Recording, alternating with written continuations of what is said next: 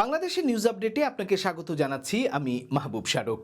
পবিত্র রমজান উপলক্ষে আগামী 8ই মার্চের পরিবর্তে 18ই ফেব্রুয়ারি থেকে সরকারি বেসরকারি মাধ্যমিক ও নিম্ন মাধ্যমিক স্কুল বন্ধ রাখতে হাইকোর্ট নির্দেশ দিয়েছে।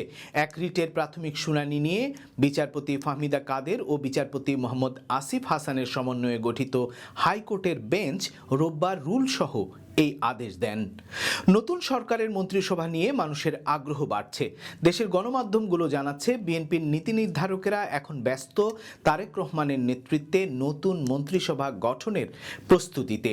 তাতে মির্জা ফখরুল ইসলাম আলমগীর, মেজর অব হাফিজউদ্দিন আহমেদ, আমির খসরু মাহমুদ চৌধুরী, সালাউদ্দিন আহমেদ, আব্দুল মঈন খান, সেলিমা রহমান, গয়েশ্বর চন্দ্র রায় ও রিজভী আহমেদের নাম আলোচনায় আছে। এছাড়া জোনায়েদ সাকি, ববি হাজ্জাজ, আন্দালিব রহমান পার্থ, নুরুল হক নূর, আব্দুল আওয়াল মিন্টুর নামও এসেছে আলোচনায়।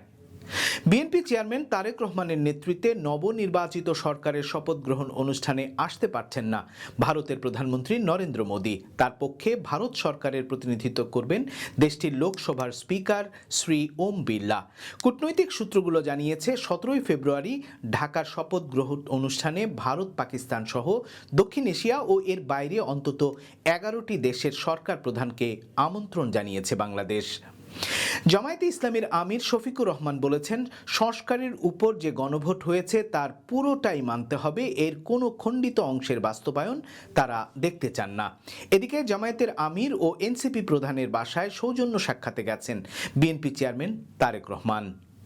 ত্রয়োদশ জাতীয় সংসদ নির্বাচনে বিএনপির ধানের শীষ প্রতীক পেয়েছে 50% ভোট।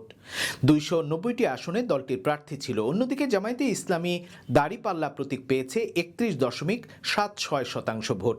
তাদের প্রার্থী ছিল 227টি আসনে। ভোটের হারে তৃতীয় অবস্থানে রয়েছে এনসিপি। নির্বাচন কমিশন এই তথ্য জানিয়েছে।